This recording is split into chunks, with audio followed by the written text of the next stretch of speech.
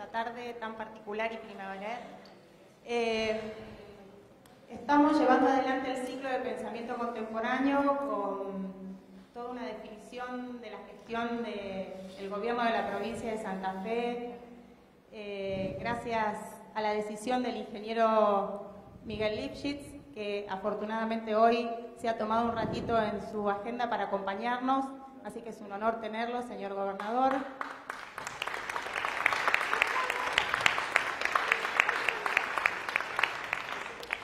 Este ciclo se lleva adelante con algunas alianzas estratégicas junto con la Universidad Nacional de Rosario, con la Facultad de Ciencia Política, la Facultad de Humanidades y Artes, y son anfitriones de estos episodios todo el equipo de los integrantes del equipo del Teatro del Círculo. A Guido Martínez Carbonell, gracias por ser tan cálido anfitrión y por entregar esta sala a la discusión, al intercambio y a las nuevas ideas de la cultura contemporánea.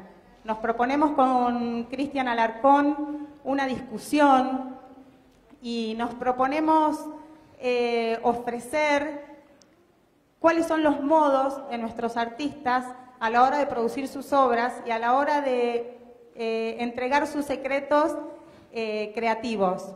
Así que en este caso es un honor tener la voz de nuestro paisaje, una voz potente, una voz fuerte, una voz clara, que siempre explora nuevas alternativas para correr riesgo y generar una obra nueva.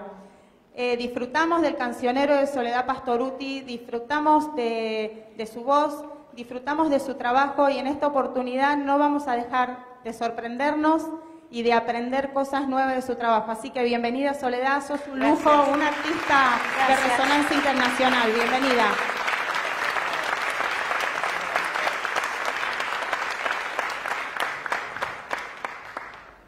Muchas gracias, Lila Sigrist, por ser el hada que imaginó estos encuentros de pensamiento contemporáneo. Nos van a tener de acá hasta fin de año, siempre la última semana del mes, en general los días viernes, en esta sala. ¿Ustedes miraron el cielo?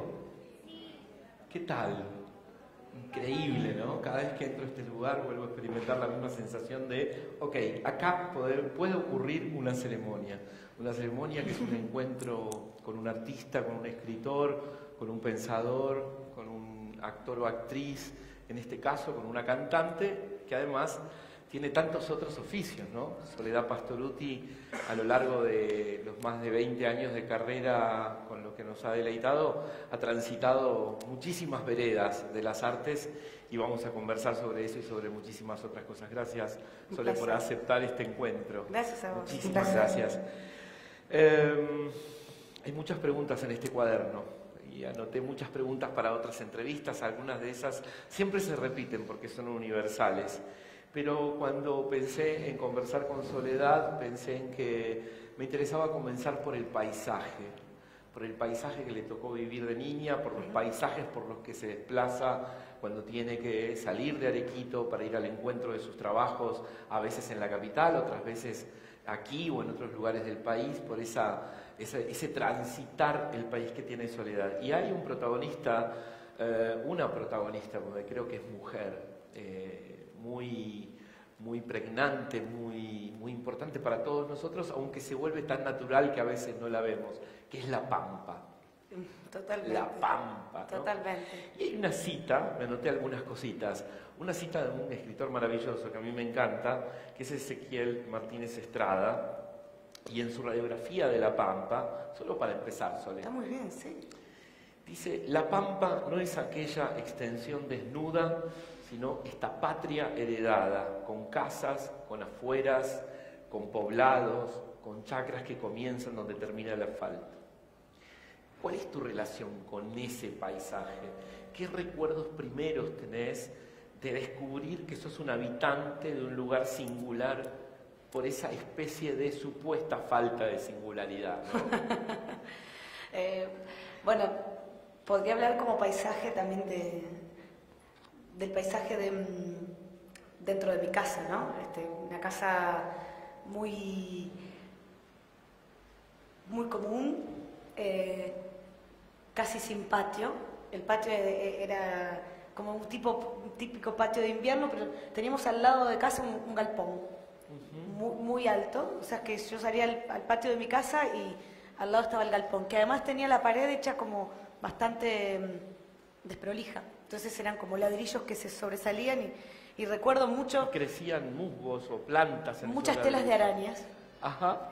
Me divertía mucho ¿Quemando arañas? Sí, que molestarlas. No nos los protectores de animales, Sole, porque está no, full eso. Bueno, eso ya lo sé, pero bueno, es lo que es uno... lo que hacíamos. Es lo que hacía. Hay muchas cosas que antes eran como, se podría decir, comunes, y bueno, con los años después uno aprende, ¿no? Pero ¿A qué hora salías al patio? Todas las veces que podía me escapaba, sobre todo de la siesta. Me molestaba muchísimo dormir la siesta. Se escuchaba que pasaba el afilador de cuchillo con una especie de instrumento de viento que se... Y mi mamá me decía, dormí que viene la policía. Entonces, como yo era muy inquieta, me acostaba con ella en su cama, me encantaba dormir con mis viejos. No era tan común eso, por lo menos en mi casa. De vez en cuando te dejaban. Sí, la siesta sí la dormía, porque aparte era la única manera también de controlarme, ¿no? Porque si no, claro. no me iba a dormir, me escapaba por la ventana. Era el único lugar de la casa donde había ventilador de techo. Eso es cierto. En eso es cierto. Ese detalle no es menor, porque en el verano mi casa tenía mucho cemento y no tenía verde en el patio, era todo cemento. Y estaba el tender de la ropa ahí atrás, pero casi ni le entraba el sol, era como una escalera caracol, que era mi escape, mi gran escape. ¿A la noche? Porque yo vivía por los techos de los vecinos, me encantaba. Eras trepadora de árbol y de techo. Todo el tiempo, mi abuela se agarraba la cabeza, me dice, te vas a romper la cabeza también. Bueno, y con respecto a la siesta, eso te decía, me acostaba al lado de mi mamá y empezaba con la respiración. Y mi mamá decía, por favor, dormí la siesta. Y bueno, hasta que encontraba la manera de escaparme, y siempre recuerdo que tenía piso parqué. Entonces bajaba de la cama sigilosa, iba como gateando por el piso. Cuando estaba llegando al piso del pasillo, que no era parqué, que era ya como una frontera. Una frontera, porque aparte no crujía. Decía, ya está, lo logré, ahora puedo salir corriendo. Y estaba por llegar y crujía el último, que yo en realidad de grande tiendo a pensar que mi mamá jugaba conmigo y me dejaba llegar hasta ahí. Claramente. Que se habrá divertido muchísimo con eso, y cuando llegaba hasta ahí me decía, ¡vuelve a la cama! Pero ya después mi mamá como que se cansó de eso, porque siempre fui una persona de una personalidad de que lo que se me metía en la cabeza, o lo que se me mete en la cabeza, perseguirlo hasta lograrlo. Y el campo, el final de Arequito y el comienzo de lo que podríamos también pasaban llamar... las siestas, con bicicleta, a pie, con una motito que le decíamos la chanchita, así chiquitita. Yo tenía 12 años y ya tenía una motito. Esto tampoco ocurre ahora. Vas a escuchar muchas cosas que hoy ni siquiera yo haría con mis hijas, pero así ¿Las se dejás vivía. a tus hijas ir hoy hasta el límite del pueblo? No. No, porque además vivimos muy lejos. O sea, es lejos. Tenemos la ruta enfrente. Yo tenía la ruta a 2 cuadras, también no me dejaban cruzar la ruta. Era de la ruta donde no estaba el centro. Yo vivía en el barrio donde no había centro. O sea que era Pero bastante... vos contás a veces que el pueblo está justamente del otro lado de esa Claro. ruta. Y la vida urbana... Estaba del otro lado, sí. Ajá. Sí. Pero yo me escapaba al lado del campo, con esa motito, buscando taperas, me encantaban los caminos de tierra, me gustaba buscar los aljibes rotos, meterme en los campos, que por ahí, con una amiga siempre hacíamos así aventuras, me encantaba. ¿Y no robaban frutas o algo así? Sí, por supuesto. ¿Qué frutas?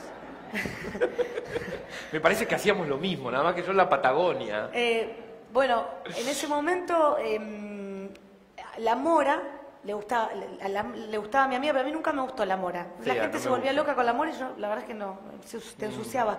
Pero bueno, era ya solo por el gusto de la aventura. Una vez me pasó que volviendo de la pileta del club, porque también en el verano esperaba eso, porque en mi casa alguna vez me armaron la pelo pincho, pero no, muchos años no había nada. Mojábamos el piso con agua, y una vez terminamos el detergente a mi mamá porque patinábamos y casi qué nos lindo. mata, ¿no? Porque De pancita, sí. exacto, hacíamos eso. Pero bueno, volvía de la pileta y tenía un hambre, viste que la pileta te da hambre, y en aquel momento no te daban plata para comprarte cosas. La verdad es que no era común. Y salía una ramita así, de una casa muy antigua, con un durazno.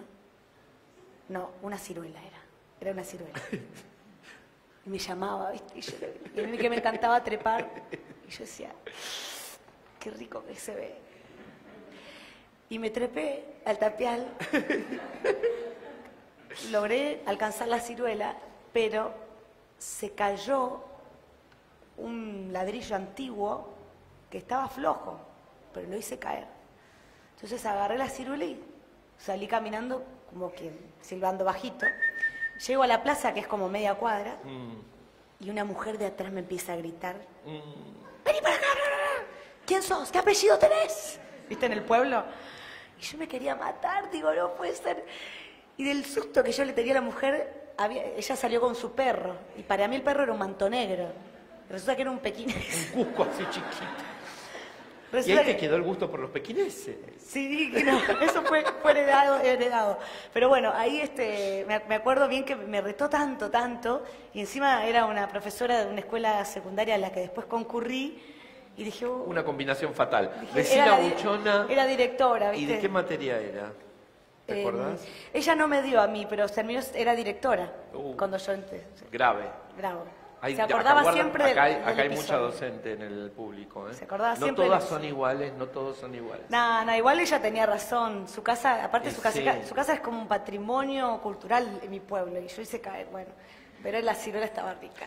Qué maravilla la felicidad del recuerdo de la infancia, ¿no? Ese homenaje que uno le hace toda la vida a algunos momentos especiales que uno a veces sintetiza en uno solo. Capaz que te robaste un montón de ciruelas. No, bueno, también digo, yo pensando en esta relación con el campo, yo me esperaba los domingos porque mis primos vivían en el campo, realmente vivían en el campo. Entonces me escapaba de la casa de mi abuela, íbamos a comer los ¿Primos tallarines. por el lado de tu papá o de tu mamá? La abuela de parte de mi mamá, que vive a 15 kilómetros de mi pueblo, al que concurría a veces en bicicleta, sin avisarle a mi mamá, por un camino paralelo a la ruta de tierra, cosa que tampoco hoy es muy común hacerlo por la inseguridad o por lo que sea. Claro, por el miedo. Sí, a mis hijas las llevo a veces en bicicleta hasta el cementerio, que es el camino que vamos a hacer siempre de deporte para todo el pueblo, ¿eh?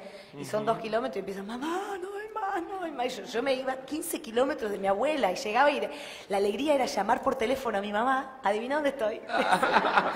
Y mi mamá ya me conocía, ya sabía. ¿Y qué decía tu abuela cuando llegabas? Mi abuela esa abuela fue muy compañera de todas mis locuras, de todas mis Porque la ocurrencias. seria era la mamá de tu papá que vivía con ustedes. Era seria, miedosa, tenía otra manera de crianza. Y esa otra era la fiesta. Esta era la fiesta. Cuando yo aprendí a manejar ¿Cómo un se auto, fue la llamaba? única que se animó, se llama Valeria. Se llama. Fue la única que se animó a subirse conmigo, a que yo aprendiese a manejar el auto con ella al lado. ¿A qué edad, Me Sole? acompañó. Y yo empecé a manejar, tampoco Esto está no lo están permitido ahora. escuchando, ¿eh? Esta Digamos- parte, señor gobernador, no. El streaming, hubo un error.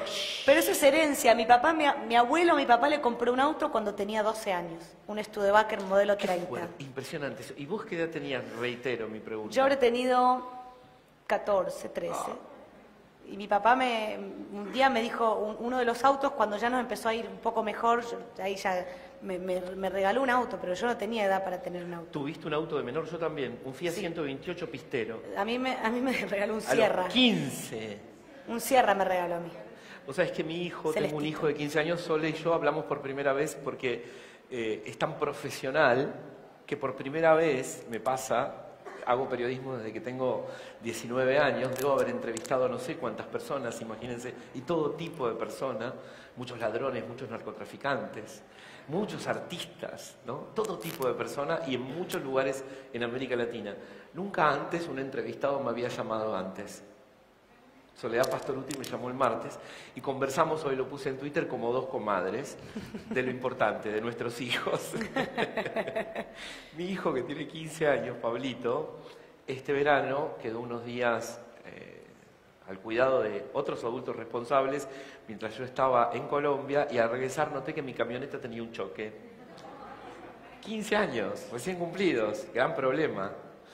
Bueno, una serie de medidas hubo que tomar. Pero Sí. cuando investigué Decir que chocaste vos, el por hecho, ejemplo. yo que he investigado casos policiales, crímenes muy complicados, a la policía bonaerense, descubrí, investigué cuando aprendió a manejar, que aprendió a manejar a los 10, 11 años porque le enseñó mi padre en Chipoleti, ¿no? Mirá. Es esa tradición que queda. Sí. ¿Sabes con qué tiene que ver esto? Con algo No que sé. lo pensaba como un tema tuyo. En este tipo de lugares, aún hoy, a pesar de los cambios que nos produce el mundo con su velocidad, la tecnología, la economía, persiste una especie de otro tipo de tiempo, ¿no? Como si los tiempos fueran distintos. Y vos, te decía también hoy, navegás entre distintos tiempos. Yo decía, quizás sean tres.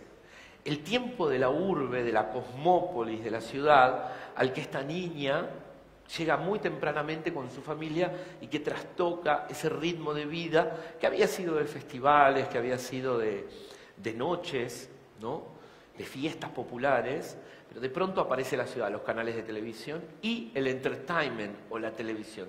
Tres ritmos. El otro día ella estaba en la ruta, me llama, conversamos tranquilos, pero se introducía en la grabación de la voz a las 11:30 de la mañana y salía a las 9 de la noche. Otro tiempo, ¿no? Sí. Y luego volver a casa, volver al pago.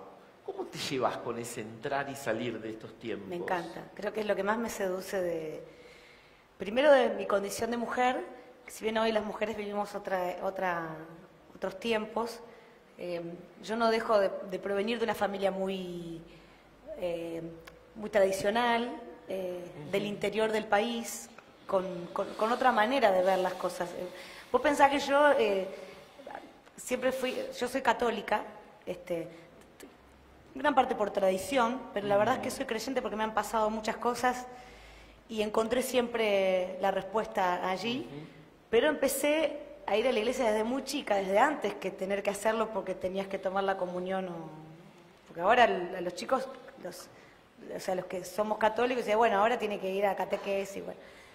Y era una tradición familiar, íbamos primero a la iglesia, a la mañana, en la iglesia de Los Molinos, que es un pueblo de casi 2.000 habitantes y no sé si mucho más, las mujeres sentadas de un lado y los varones del otro. Y entonces yo iba con mi bisabuela, mi abuela, mis primas, mi tía, eran toda esta parte, eran todos racas, saquinos, éramos todos parientes eran, ¿viste? Incluso hasta los bancos, algunos decían, este banco fue donado era algún pariente, seguro. Claro.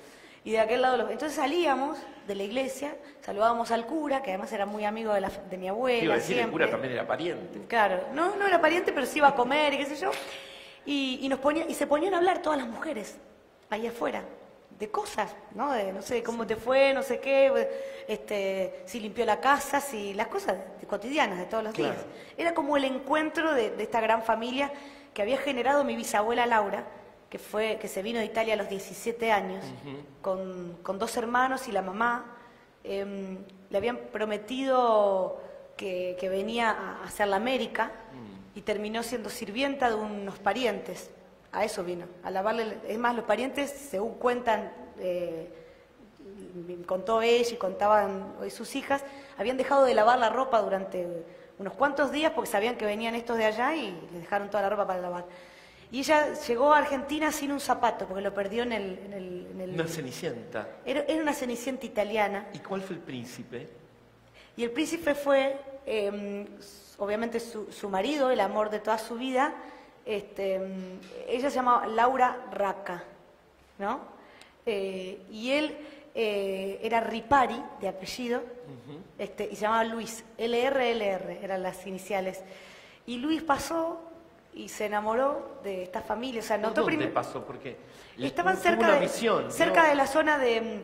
No estaban en Arequito. Yo estoy hablando de la familia de mi mamá, ¿no? Que es Sí, de la sí, que sí, más, de los Racca. de la que más historia sé. Pasó por ahí, ellos estaban, creo que, o por Venado Tuerto, por Sanford, no era exactamente donde después se fueron a vivir. Y pasó y vio a estas personas trabajando y Y ese se enamoró. piecito vio. Y sí, y se Ese enamoró de ella piecito. y la rescató de la situación de sirvienta. Pobreza. Muy pobres.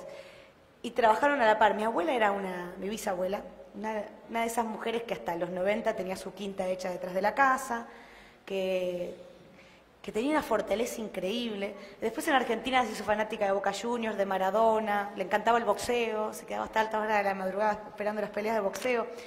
Y me acuerdo la nona se dormía. ¿Era fanática del Diego?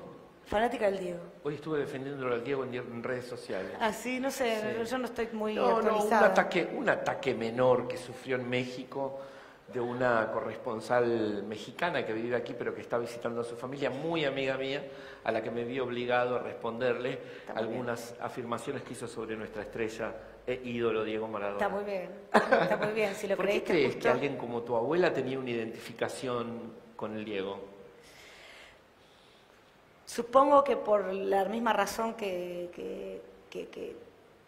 por la misma vivencia, porque ella siempre fue muy pobre, Diego arrancó también siendo muy pobre y logró, por la misma razón que mucha gente se identifica con muchos artistas, y con mi caso, ¿no? Es decir, ver que alguien que está más o menos viviendo las mismas circunstancias logra un sueño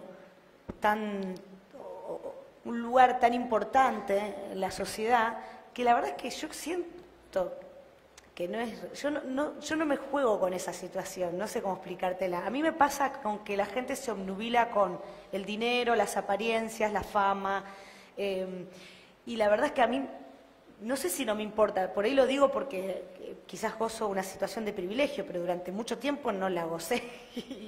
Sole, ¿escuchaste en las últimas semanas este testimonio de Mayra?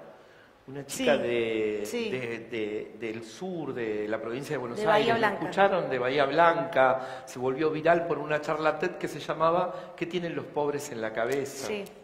¿Sí?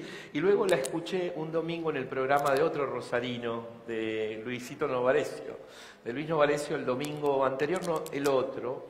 Y luego Revista Anfibia, que es la revista que dirijo, le hizo 2 sociólogos, le hicieron una entrevista para profundizar aún más en su discurso. Y su discurso tiene mucho que ver con lo que estás diciendo.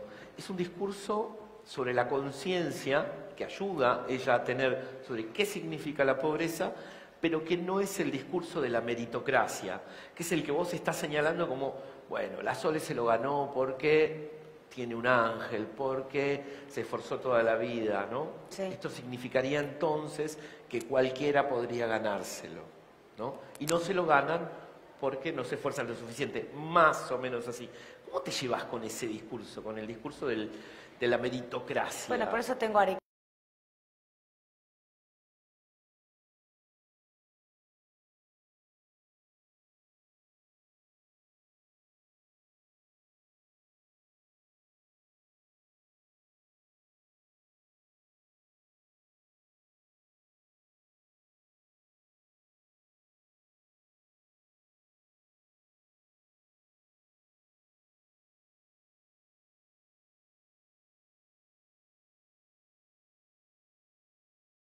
Me incomoda un poco, porque soy una mujer como cualquier otra, que por ahí, bueno, tiene alguna ampolla en las manos, o tiene... Entonces vos siempre estás como tratando de que no vean esa cuestión, Pequeña. porque sabés que lo que se diga, la crítica, llega a muchos más oídos, y porque te llega a vos, porque a lo mejor, si yo fuese una persona común que pasa por la calle, las personas que están enfrente también criticarían lo mismo, pero yo nunca me entero. Porque pasó, fue en el momento. Lo hacemos siempre. Lo que pasa es que para mí es mucho más fuerte. Yo salgo a donde sea, a un shopping, a lo que sea, y yo pienso en esa frase de Mirta Legrand, como te ven, te tratan, si te ven mal, te maltratan, y qué sé yo. Y vos sabés que se cumple. Como yo siempre voy vestida muy, muy natural, o sea, no como para esta entrevista, la gente probablemente pase desapercibida la mayoría de las veces. He recibido muchos maltratos por no ser la Sole. No sé si me explico. Te entiendo perfectamente. Y entonces me empezó a sonrojar, y cuando alguien después me reconoce, peor todavía. Digo, entonces siento mucho en los aeropuertos, en donde siempre hay una persona, a ver, pongan las cosas ahí, sácate las zapatillas, pasá. Y yo digo, ¿por qué? ¿Qué necesidad? ¿Qué necesidad? Ya cualquier persona que viaja se pone nerviosa por la circunstancia de viajar. Y entiendo que ha habido atentados y mucho, pero no hay chance de que te traten mejor. ¿no? Y esa relación con la gente entonces de Arequito, con ese ser una más, ¿no? Sí. Estamos hablando de cómo ser un ser extraordinario a los ojos del mundo, a los ojos de las audiencias, de los públicos, y al mismo tiempo ser una más. Es una construcción. Porque el arte no tiene nada que ver con la persona, para mí. Quiero decir, yo disocio un poco lo que uno puede generar sobre un escenario con lo que genera abajo. Si bien yo me considero la misma persona, siento, y hasta lucho con eso, ¿no? Lo habrás visto en muchas entrevistas que yo te digo, sí. A mí me pesa que la gente quiera más al personaje que a la cantante. Claro. Y me pesa horrores porque el personaje tiene que hacer todo bien, tiene que ser buena madre, buena esposa, buena hija, tiene que ser linda, tiene que ser... En vez la cantante tendría simplemente que cantar bien. Claro. ¿No? Y me pesa porque además también quisiera que se me reconozca más como cantante, que es lo que en realidad busco. Pero bueno, por otro lado también pienso, ¿será que me tocó esto? Y que también de alguna manera lo disfruto, porque yo disfruto mucho el contacto con la gente. A veces se me hace una bola gigante que me... Claro, que me aplasta. Hay una escena inaugural que es después de aquel premio de consagración en Cosquín, ¿no? Histórico, del que Sole nos ha hablado muchísimo. Ese momento en el que masivamente se le rinde un homenaje en vivo a esas 4 canciones que no puede dejar de cantar junto a Natalia, en contra de Marvis, que está en un costado ahí como una especie de señor Burns. No, bueno, la gente, pero no yo. Pero Marvis diciendo, bueno, y ellas dos ganándose al público, y después de ese premio, si no me equivoco, por ahí me equivoco, ¿no? Regresar a Arequito, Sí, sí. y ella, esto me lo cuenta mi hermano, ya te voy a hablar un poco de mi hermano. Mi hermano, cuando me dicen que me proponen que Soledad Pastorutti sea invitada al ciclo de pensamiento contemporáneo, yo dije, y ahora mi hermano, que me quiere un montón y al que yo amo con todo mi corazón, me va a querer más todavía, porque es fanático, pero fanático, enfermo. 34 recitales encima tiene, Wow. ¿no? 34. Y él me cuenta que la escena, y le cuenta a ella también en una carta que le escribió, que la escena que lo hace conocer a la Sole es cuando llega a Arequito después de Cosquín y la ve arriba de un camión de bomberos, Llorando. entrando al pueblo y recibiendo el amor de miles y miles de personas, casi todo el pueblo, ¿no? ¿Qué recordás de ese día? ¿Sabías lo que iba a pasar? No. ¿Qué pasó entre el momento en que salen a la ruta, esa misma familia que había transitado otras escenas, pero que viene de ese éxito, y llegas a Arequito? Y bueno, es difícil porque primero que era muy chica, yo no sé si estaba muy consciente de todo lo vivido, lo que había pasado. El año anterior yo voy a Cosquín, estoy detrás del telón y la mujer de Marvis en ese entonces me dice, pero vos ¿cuántos años tenés? Era el día domingo, último día del festival, ya habían pasado las 12 de la noche. Y yo cuando le digo tengo 15, me dice, pero no podés subir a cantar. Yo ya había avisado por teléfono al pueblo, a la radio, que tantas notas me había hecho, al canal, que íbamos a subir. No yo, sino mi papá. No yo lo digo yo, pero era mi papá el que manejaba todo en ese momento. Entonces me dio tanta vergüenza volver al pueblo después de que no subí, que nos quedamos unos días en Carlos Paz. Económicamente no podíamos hacerlo. Pero abancando el bajón. Sí, tristísimos, pero tristísimos. Era como, no sé, es raro explicarlo, pero es, no sé, porque no es una pérdida, pero era muy feo. O sea, aparte en el pueblo nos conocemos todos, entonces es difícil volver a la escuela, ¿no? Otra vez estamos hablando de la mirada de los otros. Sí, es que existen los otros, por eso existimos nosotros también, ¿no? Pero bueno, es un poco eso. Bueno, me acuerdo que en ese que nos quedamos ahí, en ese lugar de Carlos Paz, perdí la malla en el balneario. Lo que me había costado la malla, porque nos íbamos a cambiar a un baño común, ¿viste? No era un balneario con... Te la chorearon, Solé. No, me lo olvidé yo porque yo era de hacer esas cosas y después no sabes lo que sufrí horrores con esas cosas, o sea, porque costaba todo mucho, o sea, hoy lo cuento y cualquiera diría, qué estúpida, se ríe. No, costaba todo muchísimo, muchísimo. no sé, en ese momento no era tan común ni la gaseosa, ni la galletita dulce, ni se comía lo que se podía, lo que había, y a la tarde la merienda era con el pan duro del mediodía, y no te daban la plata para la escuela. Bueno, un montón de situaciones que cuento como para que se ubiquen, pero calculo que muchos de ustedes la han vivido porque debemos tener más o menos la edad. Bueno, me quedé ahí. Volvimos al pueblo, mi mejor amiga, modelo, rubia, de ojos claros. Maldita. 1,80 m, del mismo barrio, nos decían el litro y medio. Mi mejor amiga, la adoro, es como una de las personas más buenas que conozco en este... Ganó un concurso de una revista JIS, se ganó un auto y un viaje a la Polinesia. No. Era la diosa del momento. No, había que ahogarla. Y yo cantaba folclore. Además de todo lo que yo no tenía de ella, cantaba folclore. ¡Oh! No era cool entre mis compañeros, o sea... Encima era peticita, medio varonil, ¿no? Porque siempre me crié con mis amigos, me llevaba mejor con los varones que con las mujeres, porque me sentía más apreciada por ellos que por ellas. Y con mis primos en el campo jugábamos a la pelota, yo descalza y ella con... Y ya ellos como con... dice descalzo. Sí, buenísimo. porque era con el pelo así suelto, mi mamá me quería matar. Yo descalza y ellos con botines, ¿sabés? Mis piernas Y eso eran no te todas marcadas. producía ninguna envidia. ¿Quién? Tu amiga. No, envidia no. Vos no querías ser como ella. No. Aparte, de verdad que la adoré desde... O sea, no. Lo que más me gustaba de ella es que me gustaban sus cumpleaños porque ponían unas cosas que son puflitos dulces en el cumpleaños. Les encantaba ir a comer. Bueno, lo que contaba con eso es que, bueno, ella bebía ese momento y yo venía cabizbaja de... En picada. Y mi viejo que me decía, vamos de nuevo a Cosquín el año que viene, ni loca, le digo, yo no hago más nada de esto. Y ya me gustaba esto de salir a bailar, de ver qué me ponía el fin de semana, qué remerita. Yo también, digamos, desarrollé bastante más tarde, o sea, que eso tiene mucho que ver, ¿no? Es como, yo como que siempre fui muy niña y hasta el día de hoy creo que sigo teniendo una lúdica, mucho de ¿no? Una eso. relación lúdica con lo que te pasa. Sí, que también me genera como una juventud constante, porque mucha gente por ahí, incluso hasta me da menos edad de la que tengo, bueno, no sé, una cosa así, por mi actitud, no por otra cosa.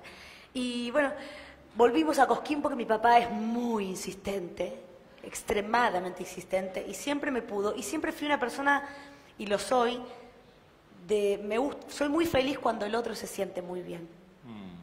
Soy muy condescendiente, a veces hasta el punto de olvidarme de mí misma, pero yo prefiero que si alguien viene a mi casa y me dice, yo el mate lo tomo sin azúcar, te lo cebo amargo, para que se sienta bien y no... Tengo mucho eso. Y con mi viejo siempre tuve una debilidad, siempre... Digo, para que no me siga picando el seso, digo, voy. Mi hermana se había enfermado, una alergia le había salido en ese momento, entonces fuimos con él nada más, en una chata prestada, atrás con un colchón enrollado y llevamos el poderoso, el chiquitín, para secar la ropa, porque no teníamos ropa para todos los días que nos íbamos a quedar. Comíamos fiambre todos los días porque no teníamos, era todo prestado, ¿viste? Mi papá que juntaba plata. Bueno, fuimos a Cosquín otra vez la misma peña, otra vez la misma gente, etcétera, etcétera. Cuestión... Pero pillos de que no tenían que hacerse las 12 de la noche, ¿no? Segunda. Y de paso... ¿Viste? Y ahí revoleamos el poncho. ¿Qué me habían dicho que no lo haga? Claro. Porque ellos, pero no porque no era una prohibición de queda mal, no lo haga, no. Tenía que ver con que sabían que podía ocurrir que el público pida otra, ellos tenían que cumplir con el horario televisivo y no querían quedar mal con los artistas que venían detrás. Era un poco más estricto el festival en ese momento. Y yo lo revoleé igual, el poncho. Cuando era chica era mucho más rebelde que ahora. Me encantaría tener esa rebeldía hoy. Algo se perdió. Vos es que justamente... Se perdió un poco eso porque la sociedad me asusta un poco. O sea, la regulación de aquello que identitariamente somos desde la cuna y a lo que la metrópolis a veces nos somete cuando vamos de la periferia al centro. ¿no? Debe ser eso. Esa regulación que todos en algún lugar tenemos que hacer cuando entramos a la facultad, cuando nos vinculamos con otras clases sociales, cuando nos sumergimos en la vida internacional, que es peor todavía que la Pero además pandemia. hay un detalle, yo hoy ya soy alguien para la sociedad, con una responsabilidad que me heredan o que me indilgan, por así decirlo. En ese momento no. Entonces, ¿a quién le importa? O sea, si yo revoleaba el poncho y no pasaba nada, no pasaba nada. Si pasó lo que pasó, ¿quién iba a decir? Nada. O sea, ¿quién era la insolente? No sé, una chiquita que venía de... Hoy es Soledad. Claro. Mira, Mi hay nombre un me cronista, pesa también. quizás te acuerdes de él porque escribió bastante de vos, Fernando D'Addario. El Los Poroto, amigos- sí. Sí, el Poroto D'Addario, gran compañero de Página 12, trabajamos cerca, mucho tiempo en Página en los 90. Poroto escribió sobre vos en aquel momento. Me daba bastante también Poroto.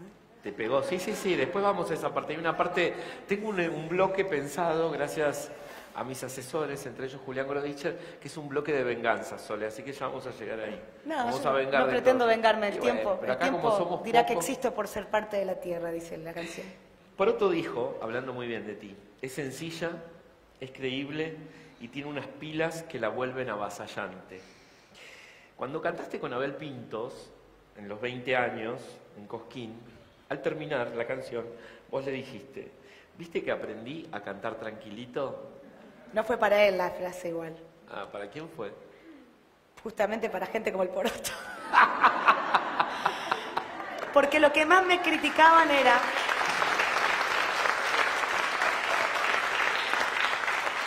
Con cariño lo digo, ¿eh? Por supuesto. Porque obviamente si aprendí a cantar tranquilo es porque escuché las críticas y porque saqué de ellas Ajá. lo mejor también. Lo que más me criticaban era que era muy gritona, que era una... divina, pero, digamos, los que se ponían más estrictos en lo técnico, decían, no, grita mucho. Lo que nadie quizás entendió en ese momento es que yo aprendí a cantar en lugares donde nadie me escuchaba, o yo empecé a cantar donde nadie me escuchaba, y había una necesidad en mi canto, que era la necesidad de mi padre o de mi papá, porque a mi papá no le sobraban las cosas. A mi papá no le estaba yendo muy bien en su negocio. Mi papá había intentado... taller. En el taller mecánico, pero había intentado muchísimos negocios. Mi papá es tan inquieto como yo. Y con menos suerte, porque la verdad, o sea, la suerte la encontró, si la quieren ver de una manera conmigo, pero él tenía un criadero de conejos, se fundió, tuvo una farmacia, fue socio, se fundió, fue socio de un aserradero, se fundió, bueno. ¿Querés que le presente a mi viejo? Es que, y la gente le decía cuando hinchaba conmigo, deja de hinchar con esa piba que canta, pero no porque yo cantase mal ni porque les caía mal la situación, sino porque decían, no vas a llegar a ningún lado. ¿Qué es lo que pretendes? Pero mi viejo veía que algo pasaba con la gente cuando yo me presentaba. Y además es, como te dije, muy insistente, extremadamente insistente. Entonces me llevaba a cantar al boliche de la esquina de casa a 2 cuadras. Mi mamá decía, ¿Qué haces con la nena? ¿Dónde está la nena? no era el problema con la nena, porque mi papá nunca fue un tipo siempre muy correcto, nunca, no sé cómo explicarte, un tipazo. Puedo decir que ella no tenía tantas fichas puestas como él. No, pero ella decía, ella era muy, primero mi mamá, una persona de mucha familia, pocos amigos, no creía tanto en la amistad.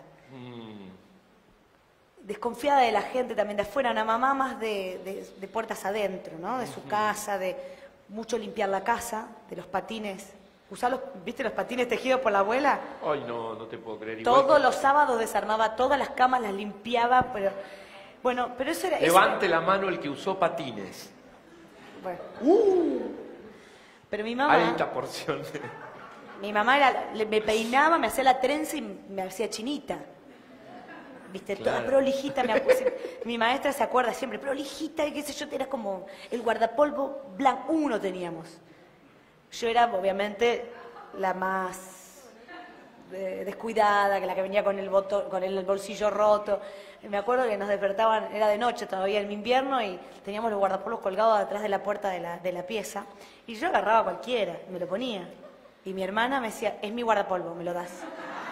Es lo mismo, le digo, somos iguales físicamente. No es lo mismo, el tuyo está sucio, el mío no, decía, ¿viste?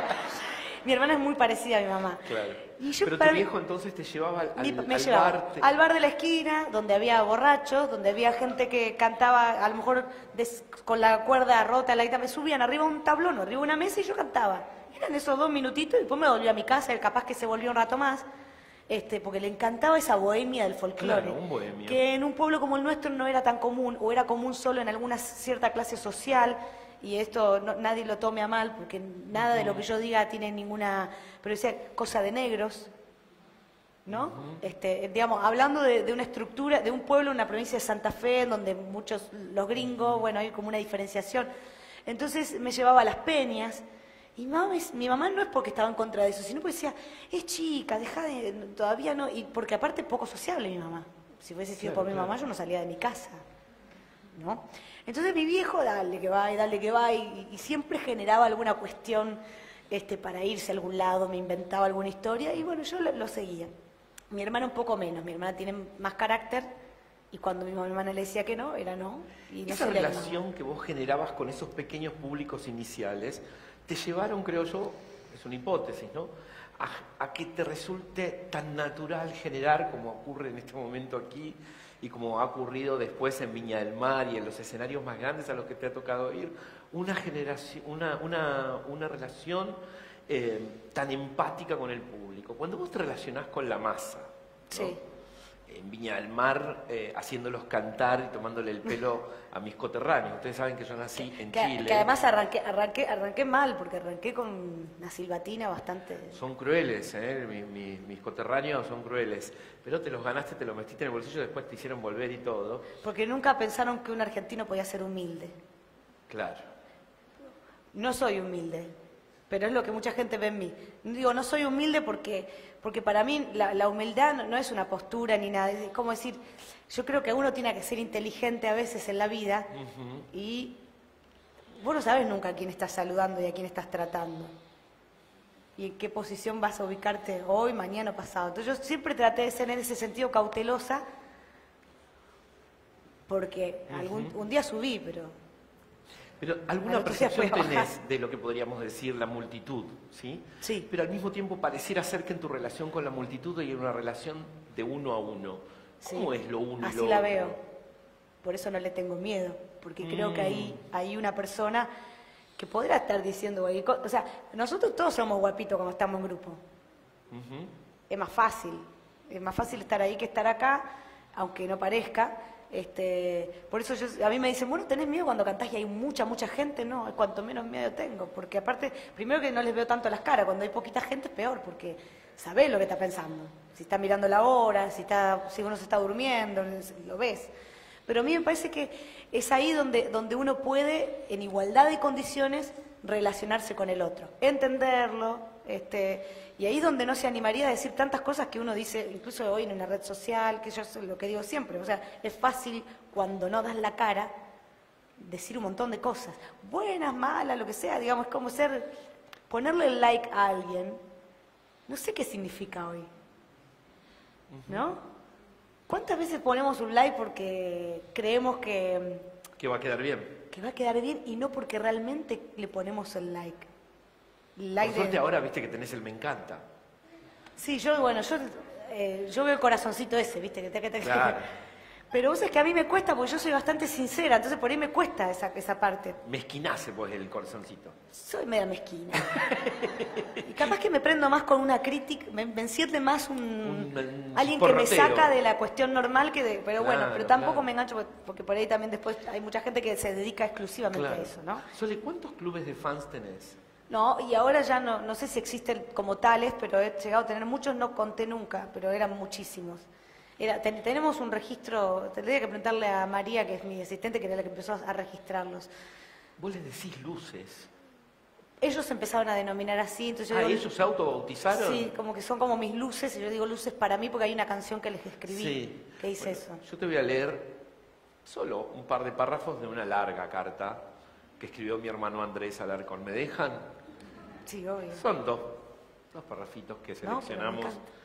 Y tengo el permiso de él. Andrés Alarcón es un joven artista que estudió en el Conservatorio Nacional de Arte Dramático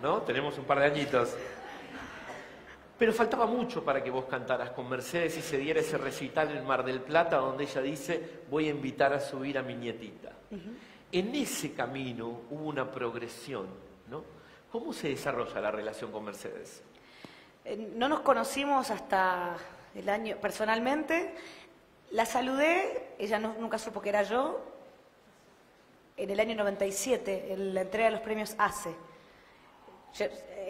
Digamos, mi carrera era muy incipiente y ella la llevaban caminando hacia, creo que a recibir el premio, yo me cruzo en el camino, nunca supe, eso sí, nunca supe manejar los tiempos para abordar a las personas. ¿Viste? Vos decís, ¿cuál es el momento para saludar a alguien y decirle las cosas? Ajá. No es mi fuerte. No. No, porque además nunca quiero molestar, entonces como que siempre cuando me estoy por largar, bueno, me saludó, nunca supo que era yo. En el 2007... muchos artistas fuimos convocados para cantar en Plaza de Mayo, para el 25 de mayo. Y a mí me tocaba de día, ¿viste? Esos festivales eternos que empiezan al día y después terminan a la noche. Yo era una de las primeras porque además tenía doblete ese día, después me iba a cantar a otro lado. Y fue la única vez que compartimos un escenario. Cuando yo me estoy yendo del lugar, después todos los artistas cantaban el himno a la tardecita, yo me tenía que ir porque tenía otro show, se cruzan nuestros autos. Y veo a un grupo de fans míos que la insultan. Entonces le digo a mi manager, che, vos sabés que no me quedé bien con la situación, porque nosotros no teníamos una buena relación para los medios, pero no era por nosotras, era porque mi padrino artístico era César Isela. Y él me usaba a mí para pelear con, ¿viste? En la interna del folclore te usaba como ariete. Más o menos. O sea, que existe una interna en el folclore, están los folcloristas más, menos populares, más, no sé, más... Es como si hubiese una parte que es más inteligente, más, ¿no? Culta. Más culta, y otra parte que es más popular. Y vos estabas del lado de los populares. Es que, bueno, me concebí como un artista popular. Es lo ¿Qué creías no sé vos si lo elegí yo solamente. En medio de una joven todavía, ¿no? Sí. Entendiendo el mundo, si bien vos eras pilla y ya reconocías seguramente el territorio, pero ¿cómo experimentabas vos esa opinión de esta matriarca que era tan importante? ¿Qué te iba pasando con la opinión lo tomaba, supuesta de ella? A mí me venían y me buscaban, me decía, viste que Mercedes Sosa dijo, que tal dijo, porque eso era un juego también bastante perverso para una chica de mi edad, ¿no? Te lo decía César. No, los mismos periodistas también. Todo era como era un juego. Como pasa hoy, ¿no? Sale una noticia y se vuelve como un juego que después también banaliza lo que tendríamos que discutir en realidad, lo lleva a otro lado. Entonces pierde el sentido todo. A mí, el verdadero sentido para mí. Por eso muchas veces no me engancho en cuestiones de opinología. Aunque tenga una opinión formada por mi forma de vida, lo que sea. Bueno, con respecto a Mercedes no nos conocíamos. La gente venía y decía, Mercedes Sosa dijo que cantar que revolear el poncho no es cantar folclore, que el folclore no es revolear el poncho. Eran titulares que salían en los diarios en ese momento. Había también una pelea política por medio. Después uno lo analiza con el tiempo. Claro. Todo se mezcla. Entonces... Bueno, yo decía, bueno, qué sé yo trataba de no contestar demasiado, esos eran los consejos de mi papá siempre fue un tipo que el pichu no pelea, ¿viste? Mi papá no pelea con nadie, a veces... Pero eso también es muy... Hasta queda como... El que se enoja pierde. Bueno, pero eso yo lo aprendí ahora, y ahora me enojo más, o sea que pierdo más. Pero en aquel momento no sé qué es lo que me guiaba a no engancharme demasiado, ¿no? Bien. Entonces, bueno, un día pasó esto, la insultan y yo digo a mi manager, si volvemos y nada, intentamos hablar con ella, pedirle disculpas, porque la verdad es que esta cuestión... Y bueno, volvimos, corriendo el riesgo de llegar tarde al otro show, hablamos con el hijo de ella, vamos al camarín, la voy a saludar, no digo nada de esto, y ella sola me dice, ¿viste lo que acaba de pasar? Y me cuenta esto, entonces le digo, sí, lo vi, por eso estoy acá. Yo creo que nosotras dos podemos evitar que esto siga sucediendo. Cantemos juntas y se termina la cuestión. Y no se animó, la primera invitación fue al Gran Rex. No se animó porque tenía miedo que mi público la siga insultando. Entonces lo que hicimos fue un video, no sé si se acuerdan, que aparecía cantando Jangadero. Bueno, Y empezamos como una relación mucho más cercana, yo iba a comer a su casa, ella venía a la mía, yo iba a los té de su casa, como yo era la más chica, eran té multitudinarios, muchas mujeres iban ahí, Mercedes se ponía a ver un video de alguien, de una japonesa, qué sé yo, por ahí se dormía, las otras se iban yendo, y como yo era la que no tenía de experiencia en eso, me quedaba. Y me quedaba sola, con ella que a lo mejor estaba dormida. Y decía yo, ¿cómo me voy de acá?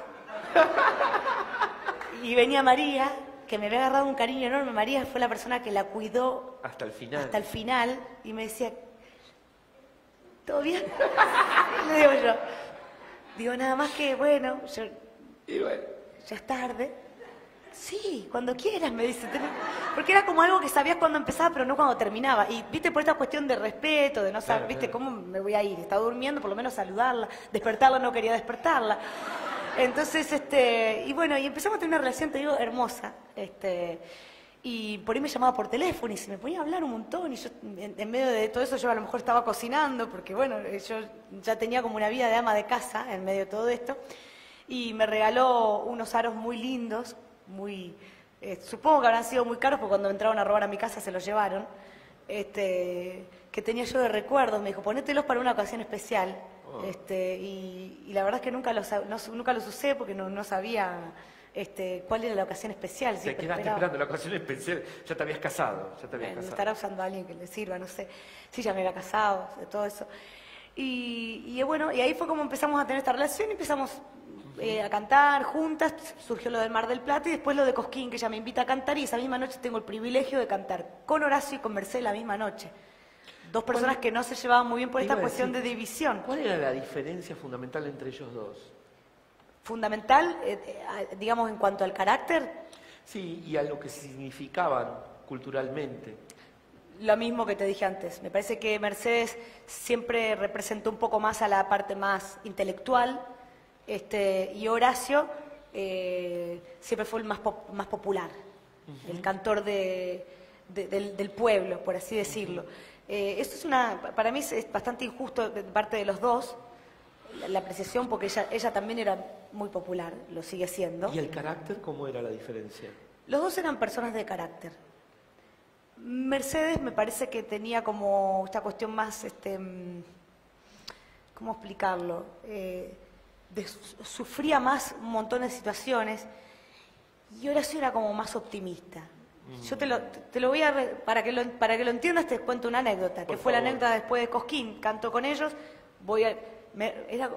ahí también era como la pelota que iba y venía de un camarín a otro, porque no había una buena relación entre ellos, nunca supe el motivo, pero sí sé que habrá sido un motivo de peso porque... Allende los tiempos había habido una diferencia, pero era una cuita de vieja data. Sí, pero una diferencia importante, de peso. Entonces, yo siempre soñé con juntarlos a ellos dos. No lo logré, ni esa noche.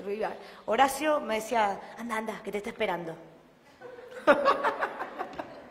Entonces, digo, no te preocupes por mí, me decía, por ejemplo, ¿viste? O sea, como que él no se iba a enojar conmigo por eso, ni nada. Claro. Él me conocía desde hace mucho y la verdad que siempre fue conmigo muy cariñoso y muy generoso. Esa es la palabra. Horacio era un tipo muy generoso. Vos te vas de gira con Horacio, más o menos en el 2002. Sí. ¿No? De gira no, hicimos un Luna Park, que fue una ocurrencia mía, una loca ocurrencia, porque digo, vamos a empezar a ensayar, llegan los músicos de Horacio, empieza uno a tocar la guitarra, se pone en un tono y me dice, bueno, arranca a cantar, me dice. No, pero pará, digo, pues no está ni en mi tono la canción, dice, vamos a buscar. Dice, no, pero bueno, dale ya. No querían ensayar, era otra cultura, ¿no? Otra manera de hacer música, fue todo un tema. Más peña. Más peña.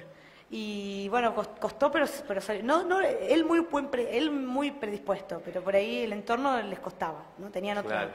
Bueno, la cuestión es que termina Cosquín, canto con uno, canto con el otro. Al otro día los llamo a los dos agradeciéndoles. La misma noche, fue soñada para mí. ¿Vos estabas? Te imaginás, fue soñada para mí.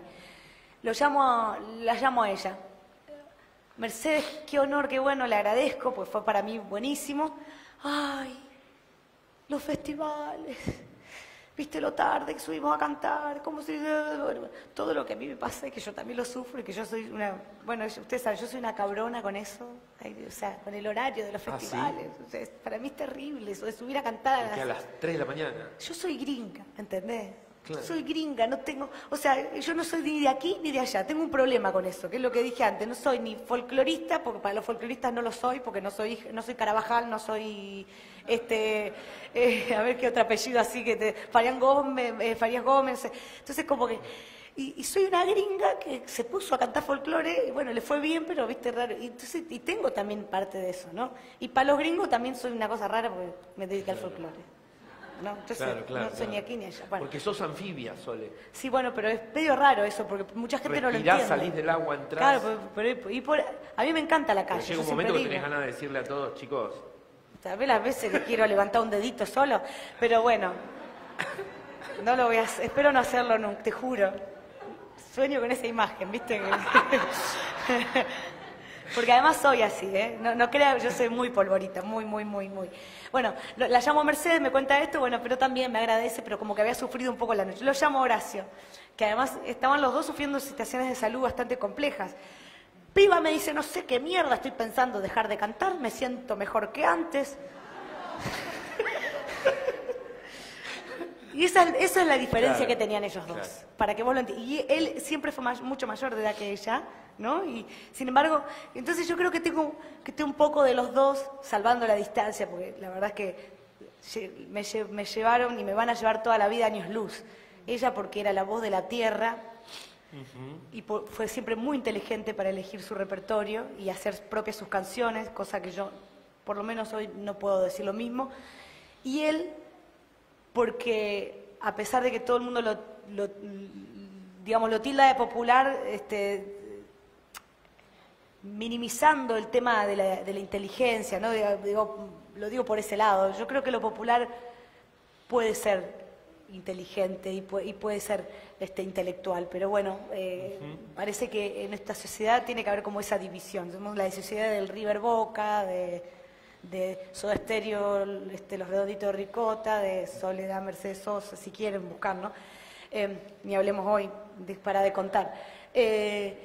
Y él era un tipo muy inteligente, un tipo que solito, autodidacta, se leyó montones de libros y vos hablabas con él y era un tipo que no era ningún improvisado, Horacio. Y por eso escribe lo que escribe y hace lo que hace. A lo mejor las canciones más populares no son las más profundas, pero porque la gente eligió esas canciones, ¿viste? El artista no decide lo que ocurre con su arte.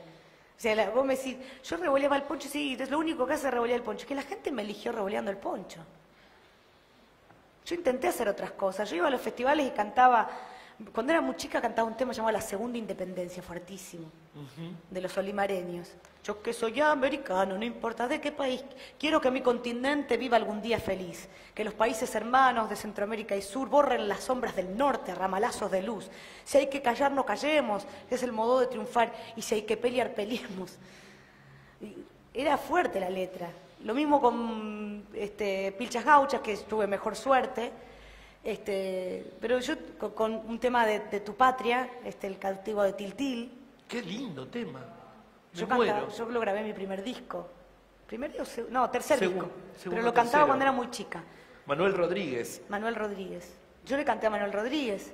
Le canto, porque cada vez que voy a Chile la repetimos la canción. Cantales una estrofa a mi hermano. Por unas pupilas claras entre muchos sables quiere relucir, y esa risa que tenía no sé qué secretos era para mí. Cuando altivo se marchó entre sables de alguacil, me corrió un presentimiento al verlo partir. Es hermoso ese tema. Es muy emocionante. Ese tema, mira, está casi llorando. Eso que lo canté feo, porque lo canté así apurada. Pero ese tema me llevó a homenajear a Violeta Parra, que su nieta me llame y que pudiese estar también en ese... Y que el propio autor de la canción me lo agradeciera. Tiene un tema que es muy bonito, que es Arriba en la Cordillera, que algún día dije lo voy a grabar, que habla de un cuatrero y que lo agarró la policía. Y bueno, cosas que ya casi no se hablan, ¿no? Pero que algún día habría que rescatar. Me emocionó. ¿Qué extrañas de Horacio? Y su alegría y Él era muy verdad. La verdad es que si hay algo que yo no le puedo, que nadie le puede criticar a Horacio, puede estar de acuerdo, ¿no?, con su manera de pensar, pero no era careta. El tipo lo que sentía, lo decía y lo decía de tal manera. Pero era un poco fuerte como lo decía y a mucha gente le caía mal, pero hay que leerlo a Horacio en su historia de vida. Porque todos arrastramos muchas cosas y por eso somos lo que somos. Pero Horacio, por ejemplo, le cantaba mucho al vino. Yo me leí toda su biografía cuando hicimos el show juntos porque fue idea mía y yo armé la lista de temas, el repertorio. ¿Y qué significaba el vino ahí? El vino era la bebida que a su padre lo volvía cariñoso. Era el único momento en que su papá... Su papá no era violento, lo que pasa es que el tipo tenía una vida de hachero, se la pasaba fuera de la casa, en la época de la forestal. Se aflojaba cuando Entonces tomaba. Cuando tomaba vino se aflojaba y tenía ese momento con la familia y le habrá dicho cosas muy lindas y los acariciaba. Entonces el vino para Horacio era eso, no era lo que mucha gente también dice. Por eso a mí me duele tanto cuando así livianamente hablan de Horacio, bueno, tomaba vino. Porque todo el mundo se acuerda cuando llenó el tanque de agua de su casa de vino para hacer una fiesta. Sí.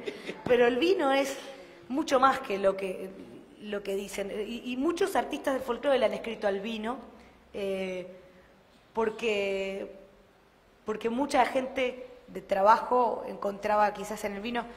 Ahora, con esto no quiero hacer apología al vino, tampoco seamos tan tontos después de tomar ese titular, ¿no? Claro, tampoco salgan de acá, no inspirados digo por la Sole, a bajarse los tanques de vino. La dificultad que tenemos hoy para hablar es esa, que todo el tiempo hay que estar explicando las cosas de todos lados para que nadie lo tome de cierto... Tómenlo como quieran, ¿no? Pero, porque son libres de hacerlo, pero... Una copita de vino hasta favoloro, le decía, le hacía bien al corazón. Claro. ¿No? La Sole me parece que lo que está sugiriendo, le hablo a la producción, es una copita de vino. Acá nos tienen ¿Por qué no? agua. ¿Por qué ya no? son las 7 de la tarde, che. A mí me encanta el vino. Bueno, yo cantaba una canción que le escribió un cura y un gran artista del folclore. Dice: compadre, que tiene el vino que usted al tomar comienza a sentirse hombre y empieza a hablar de lo que más quiere, de su verdad. Hablemos de una sociedad en donde por ahí no podía expresarse como hoy, ¿no? Y eran otros tiempos, ¿no? Bueno, comienza a sentirse hombre también, ¿no? Comienza a sentirse libre, es eso lo que quería decir. Humano. ¿no? Humano, hombre desde el punto de vista del humano, exactamente. Tengo unos juegos. A ver. Me voy a hacer el Marley un rato. Juguemos. Uno es verdad o mentira. ¿Tengo que decir verdad o mentira? ¿Es así? Tiene que decir verdad o mentira. Bueno, a ver. Es sencillo. ¿Es verdad o es mentira que dejó la mamadera a los 9 años? Es verdad. Bien. Me encantaba desayunar en la cama, pero mi mamá me la llevaba a la cama, era con café con leche, ¿viste? Era Sí. un poquito... Mamadera con café con leche adentro. Sí, poníamos Radio 2. Sí. Y había un programa acá que era el de Claudio Corbalán, que arrancaba con una canción de Gloria Estefan. Levántense y gocen que la vida es corta. Alégrense, a ver si la por cantan. fin que lo demás no importa. Bueno, con esa canción me despertaba mi mamá y me llevaba la mamadera a la cama. ¿Es verdad o es mentira que soñaba con ser odontóloga? Yo creo que eso lo soñaba porque la odontología era una cosa era caro ir al odontólogo. Yo iba al odontólogo que mi papá le arreglaba el auto.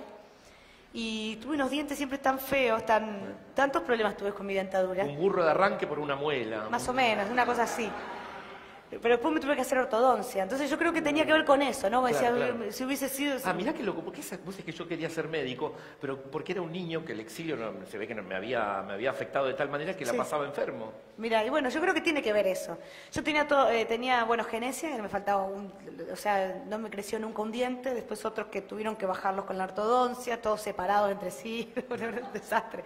Y yo iba al odontólogo y me decía, pero vos tenés una buena dentadura, me decía. Y la verdad es que no estaba errado porque, digamos, en el color y en la fortaleza, mi abuela, la mamá de mi papá, se murió con 96 años, tenía todos sus dientes. Mirá. Más gastaditos, pero nunca usó postizo. Claro. Ojalá que me herede eso, por favor. Ojalá. Y comía muy bien, además. ¿Es verdad o es mentira que las primeras canciones de Atahualpa Yupanqui le producían orgasmos. Mentira. Mentira. Porque tenía 8 años, qué sé yo. Y además te digo una cosa, a mi viejo a lo mejor le generaba algo así, pero no, porque tampoco entendía sus letras, ¿viste? Al principio Claro. era como, Rebuscado. era más un gusto que le daba a mi viejo que otra cosa, la verdad. ¿Es verdad o es mentira que su primer dinero lo obtuvo el 4 de noviembre de 1995 en la fiesta de la Flor de Escobar? Como cantante sí, pero antes tuve otros trabajos. Por ejemplo, era canillita, pusieron un kiosco a una cuadra de mi casa. Y yo, mi debilidad más grande son los dulces. O sea, yo cuando tengo que castigarme por algo, hacer alguna promesa, lo hago, digo, por un tiempo no como golosinas, no como... Mira, te autoinfringís... Sí, lo hago. Y lo cumplo. Y a mis hijas cuando vienen de los cumpleaños les saco la sorpresita, como si yo me como. Bueno, llegué, cuestión que era muy buena la chica, la señora que tenía el kiosco, me fiaba, esto no lo sabía mi papá ni mi mamá, y yo llegué a deberle 400 pesos de aquel momento, que era mucha plata. Mucha plata. Yo compraba la golosina a la hora de que mis viejos se iban a dormir la siesta. Me venía con las golosinas, me subía al auto de mi viejo, ponía un cassette de folclore. Yo era una tipa muy rara. Bizarra. Ponía las golosinas, ¿viste? Las acomodaba arriba del tablero. A escondidas aparte, porque no quería convidar.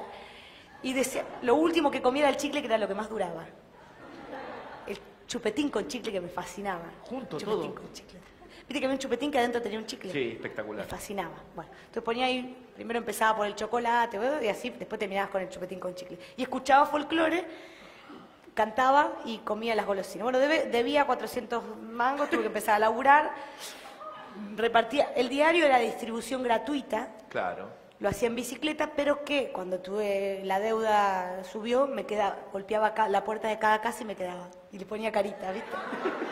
Alguien me daba algo. Y me daban monedas y qué sé yo, y bueno, se escondí. Y después mi papá me decía, bueno, como cuando se enteró, me dice, te doy las facturas que no puedo cobrar, las incobrables de los trabajos del taller mecánico. Vos andá al mediodía que encontrás seguro al tipo, me dice, pues está comiendo en la casa. Así que al mediodía iba y me daba las incobrables de verdad, porque nunca le cobré ninguna. Pues me había prometido una comisión, mi papá no me dio nada porque nunca cobré ninguna. Pero sí, y después vendía prepisa, ¿viste? Me gustaba. Yo digo, no es que esté a favor del trabajo infantil, no es que esté a favor del trabajo infantil, otra cosa que quiero aclarar, por favor. Por favor. Titulares. Porque parece eso, pero la verdad que fue una gran enseñanza para mí, porque si bien yo sabía que las cosas valían mucho, recuerdo mucho el día que rompí un televisor en mi casa. Nosotros teníamos un televisor, un Philips, que había que sacarle la ruedita amarilla y la roja para buscar los canales, ¿no? Buscábamos Canal 3, Canal 5 de Rosario, otra cosa no veíamos. Y que no lo manejábamos nosotras, eran los papás, estaban en la cocina y ellos elegían qué ver, pero bueno, era Canal 3 o Canal 5. No. Y había una hora de dibujitos, o por ejemplo le mandábamos los dibujitos de 12 a 14, yo mandaba Mazinger Z, los dibujaba, me encantaba Afrodita, que se le salían así como... tenía como 2 misiles en los senos y me daba un poco de miedo igual. Y entonces ese televisor no se veía bien, empezamos, ¿cómo funcionaba? Le pegábamos.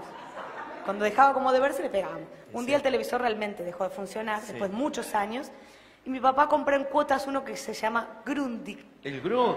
¿Sabes cuál es el eslogan de Grundig? No me acuerdo. Caro pero el mejor. Caro pero el mejor. Era grisecito, tenía una forma, no era tan cuadradito, era como medio... Y lo pusimos en el living, en una mesita que era la misma mesita del otro, que ya tenía sus años, con unas rueditas que no se trababan. Mi mamá, como no estábamos bien económicamente, sale a trabajar. Entonces empezó a cuidar a unos nenes en una familia y le limpiaba la casa. Entonces con mi hermana nos turnábamos. Cuando yo iba a la escuela a la mañana, a la tarde limpiaba yo la casa. Mi hermana iba a la escuela a la tarde, a la mañana le tocaba limpiar a ella. Empecé a limpiar los pisos, corro la mesita, No. 3 días tenía el televisor. No. Se cae así. Y queda todas las Hace cosas como para una afuera. explosión. No quedan los vidrios ni nada, pero hace una explosión. Ni lo miré. Agarré la bicicleta, me fui al taller mecánico de mi papá llorando a mares. Claro, no. Tenía yo ¿cómo se llama? Diario íntimo. Un diario, sí. Sí. Un diario íntimo, sí. Le habré escrito en total 3 páginas. Era muy vaga para escribir. Además, siempre me pareció que era una tontera porque siempre alguien iba a leer eso. Si era íntimo, siempre alguien lo iba a encontrar. Entonces, digo, no. Pero ese día me desahogué, lo escribí y me acuerdo que terminó conté todo con lo mal que nos está yendo. Se rompí el televisor, me van a matar, no sé qué. No como golosinas hasta el año que viene. Y eso era... no podía. No podía. Con eso sí que no podía. Y bueno, nada, terminé diciéndole al diario íntimo, odio la plata. Así con los 3, como escribo yo siempre en las redes sociales, que escribo como con los 3 signos de admiración. La gente se da cuenta cuando yo no escribo porque el ja es con coma. Cuando me río es ja, coma, ja, coma, ja. Y siempre escribo salvo que esté hablando de alguien, de algo triste, pongo 3 puntos suspensivos, pero siempre hay algo 3 ahí atrás. No sé por qué motivo. Bueno, la cuestión que sufrí mucho de eso, entonces siempre fui muy cuidadosa y mis hijas hoy no tienen esa percepción de las cosas. Bueno, hace poco, Antonio, ¿sabes lo que le hice? Una cosa... Pero ¿no te cuesta a veces cómo transmitirle el valor de las montón. cosas a nuestros hijos cuando en la abundancia o en el bienestar, en el confort, uno se ve en ese problema? ¿Cómo definir para el otro un valor? ¿Cómo construirlo? Sí, mi hija, yo sé, mamá, vos eras pobre, era otra época, la tuya, tu época era otra, me dice. ¿Viste? Entonces hace poco ellas tienen un ahorro, el ratón Pérez, claro. Cumpleaños, hay gente que a veces le regala un dinero, no es mucho, pero lo tienen ahí. Entonces un día limpiando las cosas me dice mi hija, ay, digo, Antonia, le digo, tenía tantas monedas, ¿no crees que te cambie las monedas? Me las da a mí para poder tomar mate cuando viajo, para poner en la maquinita, y yo te doy el billete. Ah, bueno, y dice, ¿cuánto tengo? A mí empezamos a contar. Dice, ayer fuiste con Regina a ensayar a Rosario y la llevaste al shopping. ¿Y hoy vas a Rosario? Me dice, sí, me llevas. Bueno, dale. Y de paso, dice, me voy a comprar un juguete. ¿Me alcanza? No tengo idea, le digo, pero bueno, vamos, perfecto. Le había ido bien en la escuela y qué sé yo, y digo, bueno, vamos. Se llevó todos sus ahorros. Entonces, a la hora de pagar, está acostumbrada a que la mamá saca el plástico. Entonces me mira, le digo... No quería. Claro, porque es terrible, ¿viste? Primero le ayudé a elegir el juguete, porque la verdad es que no le alcanzaba para mucho. Así se cumple. Entonces paga, acá en el shopping en Rosario, y me dice, ¿cuánto le doy? Todo eso que tenés ahí, le digo. Todo, me dice. El chanchito. Y yo tuve que poner un poquitito. Entonces pago el juguete. Muy buen ejercicio. Bueno, cuando volvimos, pero salió de ella, no fue una idea mía. La verdad que no me puedo... Salió de ella. Cuando me vuelvo, se ve que se acordó. Porque el juguete le duró nada. Después se acordó. Y me dice, ¿para qué vine con vos a Rosario? Todo el ahorro de toda una vida. En un juguete.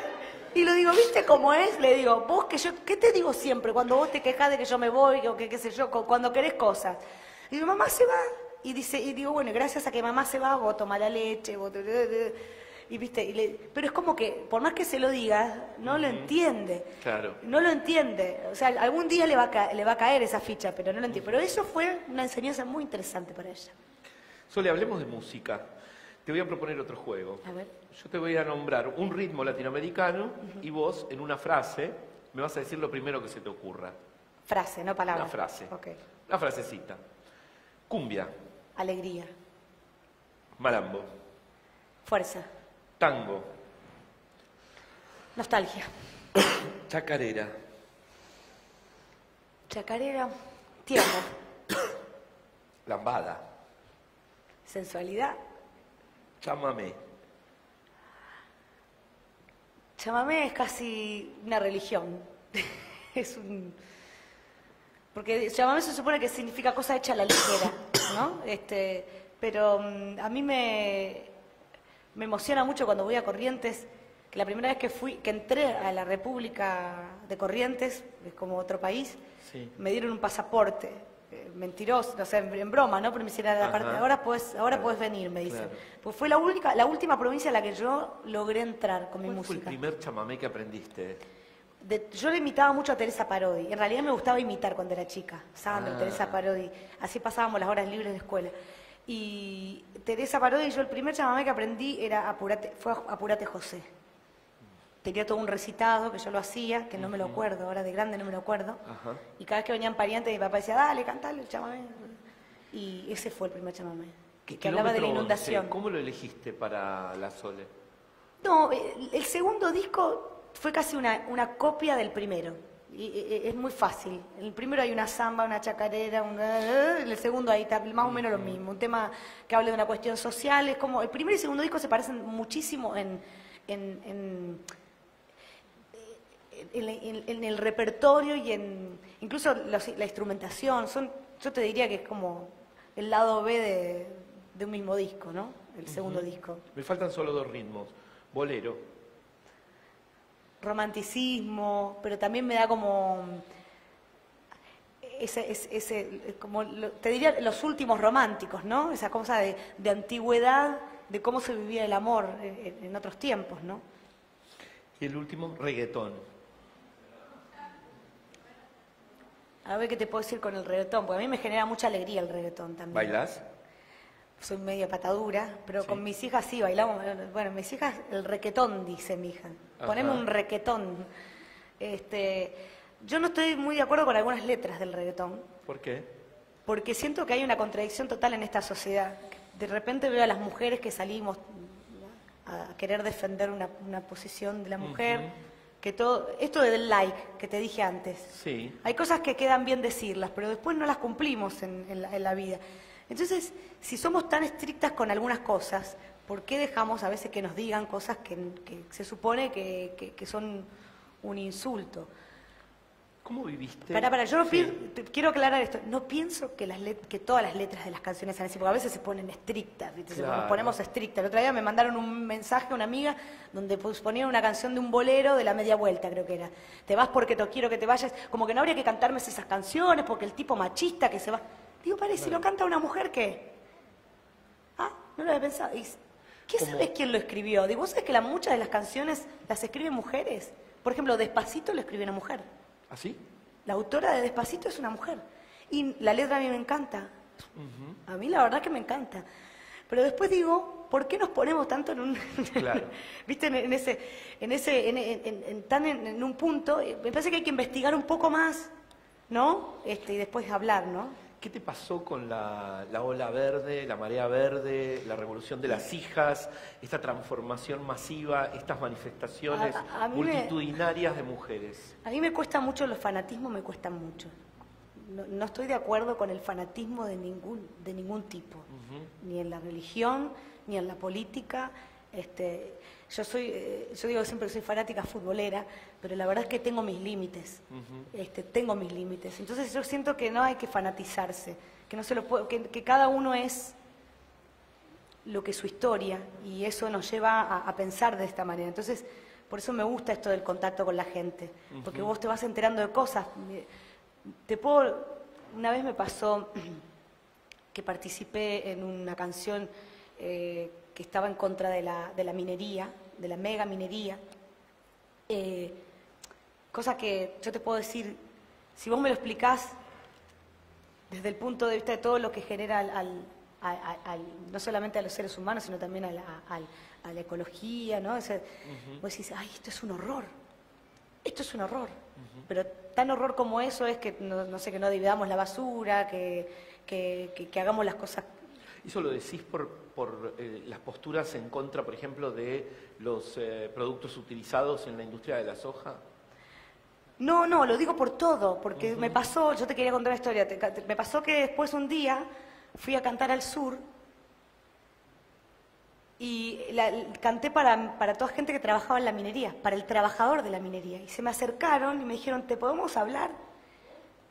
Sí, no hay problema. Y me entregaron una carta y en la carta era como que contaban que bueno, que ese era su trabajo, su forma de vida, que también, o sea, digo, hay diferentes realidades y posturas. Yo creo que tenemos siempre que tratar de elegir la que es mejor para todos. Esto es como la política misma, cuando la política tiene que tomar una decisión, hay gente que queda fuera de esa decisión. Y es muy difícil conformar a todo el mundo. Te diría que imposible. Entonces digo, cuando uno opina y cuando uno se pone en un lugar, también tiene que tomar en cuenta eso. Y lo que me pasó con toda esta cuestión es que yo escucho varias voces y estoy de acuerdo con muchas de las cosas que se dicen de un lado y del otro. Lo que no estoy de acuerdo es con las formas y no creo que seamos enemigos, que si se construye juntos, se construye con los dos pañuelos, esa es mi opinión. Claro. Aunque sea difícil, hablemos un poquito de política. Bueno. En 1999, en paralelo con el estreno de la película La Edad del Sol, la DGI se obsesionó con unos shows tuyos supuestamente no declarados. Sí. ¿Vos te sentías perseguida en los finales Eran del shows que habían menemismo? pasado antes, o sea, antes de mi éxito. Yo empecé a ser exitosa como de la noche a la mañana y no me creían que yo no había cobrado ciertos shows. Eso era fines del menemismo. Sí, bueno, yo hago un análisis de eso. Yo siempre fui considerada, porque nací artísticamente en esa época, una artista del menemismo. De hecho, hay un libro que se llama Educando a Fernando de la Rúa, en donde le proponen los asesores al presidente de encontrar una figura que contrarreste la de Soledad, Ajá, porque se venían otros tiempos. Imagínate, yo cantaba en mi pueblo, o sea, a ver, claro. yo no tenía ni idea de todo, se lo juro a todos, porque es como decir, caes envuelto. Por eso digo en una de las canciones que canto ahora, yo caí en un juego y no quiero jugar, porque te ves envuelto a veces de una situación, por ser una figura pública, no porque a ustedes no les va a pasar, porque no son figuras públicas. Pero los que somos figuras públicas nos pasa eso, constantemente estamos. Bueno, cuestión, pasó lo de la DGI, nosotros no estábamos prolijos, pero porque tampoco teníamos conocimiento de cómo hacerlo y quienes manejaban la carrera también, había otra gente que manejaba nuestra carrera. Yo tenía un manager, tenía un padrino artístico que también se llevaba su parte. La cuestión que la etapa fue Soledad, no fue ni mi padrino artístico ni mi manager. Me acuerdo que estaba yendo a grabar el videoclip de Yo sí quiero a mi país, pues también ese año fue Te para el dieron por un olvido. caño Para sobre el ese olvido. El 99 fue para el olvido para mí. Y estaba entrando al estudio y de arriba a un balcón una señora me dice: ¡ay, Sole! Empiezo a gritar: para que lo llamo a mi marido, que te queremos, te tiramos un besito de acá arriba. Y sale él, muy porteño, ¿viste? Así medio como, ¿viste? Con la camisa abierta, qué sé yo. Mira quién está ahí, ¿Quién es? La Sole. ¿Viste cómo canta, cómo revolea el poncho? Ah, sí. Devolvé lo que nos robaste. Se pegó media vuelta y se fue. Tenía 19 años yo. O sea, ni siquiera tenía la edad para manejar mis finanzas. Vamos a poner de acuerdo. O sea, a mí en ese momento no me pegó tanto a mí, pero a mi viejo le pegó mucho. Mi viejo estuvo muy triste. Y de hecho perdimos muchas cosas. Nos metimos en una gente que supuestamente nos iba a solucionar el problema en pagar. Y era todo el tiempo poner plata y no nos solucionó nada, era todo el tiempo trabajar para nada, perdimos el campo que había comprado mi papá, que no era mucho, porque no soy terrateniente, no vivo del campo, lo perdimos también, parte del campo. Fueron años muy tristes para mí y decidí separarme. Todos vivíamos una crisis importante porque se Sí. aproximaba el 2001, ¿no? Además. Estamos hablando del 99, del 2000. En ese Vos, año sin decidí embargo, separarme de mis managers yo. Vos ahí dejás a Isela atrás también. Con un juicio de por medio que lo pierdo. Y era como empezar de cero, como si todo lo que hubiese pasado en esos 10 años, que fueron los más exitosos de mi carrera, lo económico no hubiese existido ningún Como tipo si no hubieras hecho nada. Sole, me dice Mi casa Martín sí. Sivak, el periodista, Sí. que Isela llegó a registrar el revoleo del poncho. Sí. ¿Eso es cierto? Sí. ¿Y qué pensaba? ¿Cobrar por cada vez que revoleabas el poncho? No entiendo. Bueno, no me gustaría hablar de él porque probablemente hay gente que tenga otras opiniones y las respeto. Mi situación con él fue bastante difícil. Él me ayudó mucho en mis comienzos. La verdad es que me presentó a mi primer profesora de canto, a mi primer manager, me llevó a Buenos Aires, las relaciones con Crónica, con los canales que le daban bola al folclore, porque en su momento era muy difícil llegar a otros medios. El folclore no era popular. Pero bueno, todo eso tuvo un costo. Y bueno, me pareció que estaba bien los primeros 10 años de mi carrera. Bien, hay Yo un tomé la punto. decisión y mi viejo me dice: ¿vos estás segura?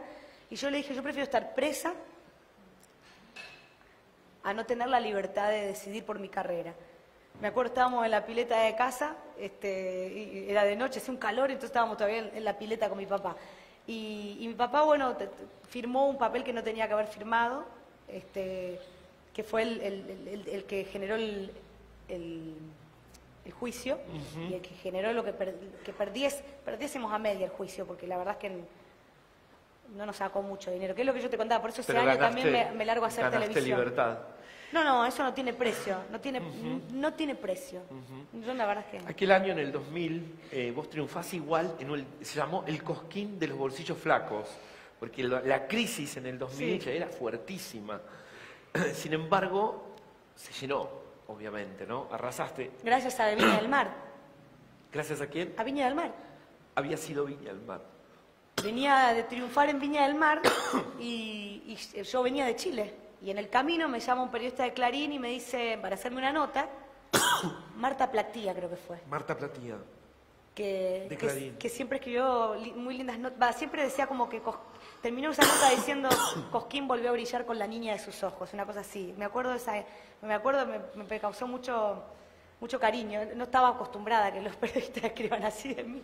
Ella escribe también una crónica de Jesús María cuando no se pudo hacer la doma. Claro, eso fue en el 98. Sole, y recordando aquella época, ¿sentís algo parecido hoy respecto a esa crisis que vivimos, en esta situación de crisis? No. ¿Cómo lo estás viviendo esto? Nos da esa sensación de tristeza, ¿no? Pero también yo creo que hay una cosa que nos pasa a los seres humanos, que es la profecía de lo autocumplido. Es como, si uno está triste y le dice al resto, che, qué triste, el resto se pone triste y es así.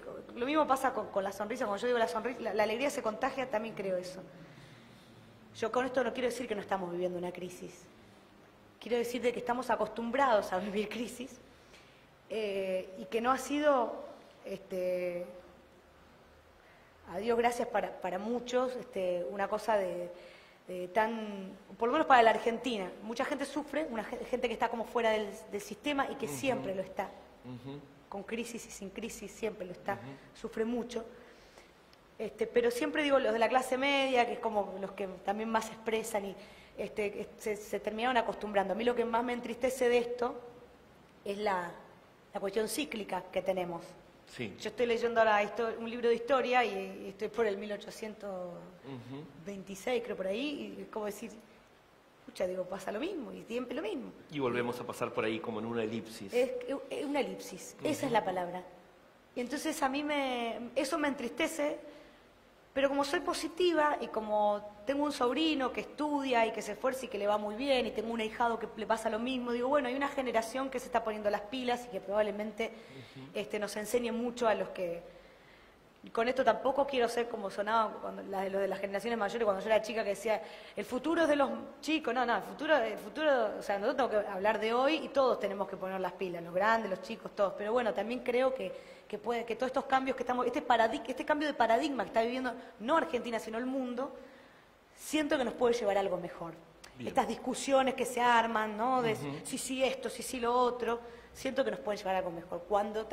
Siempre y cuando también lo hagamos con mucho respeto y mucha... También tratando de ponernos en el lugar del otro cuando discutimos, ¿no? Bien.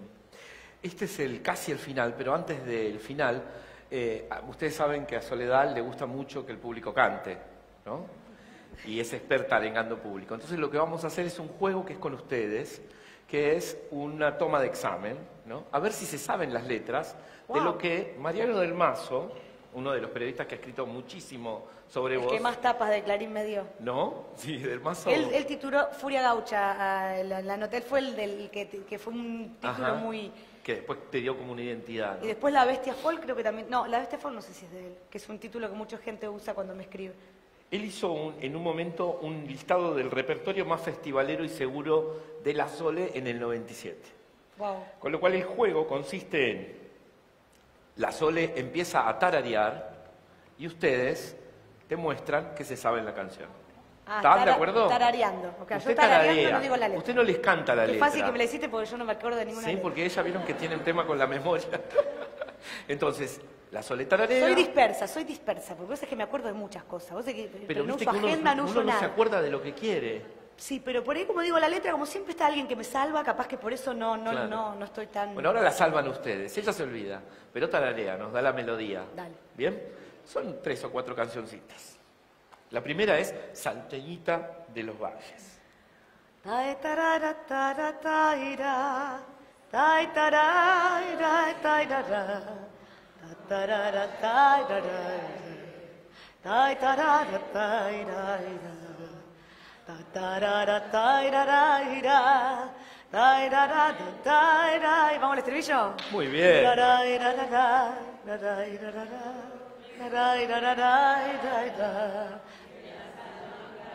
Ya está, ya está. Yo creo que La está saben. bien. Sí, la saben. Bravo. Saben mejor que yo. Solo dos más. Kilómetro 11. Tararararara, tatararatarara, tatarararara, tararararara,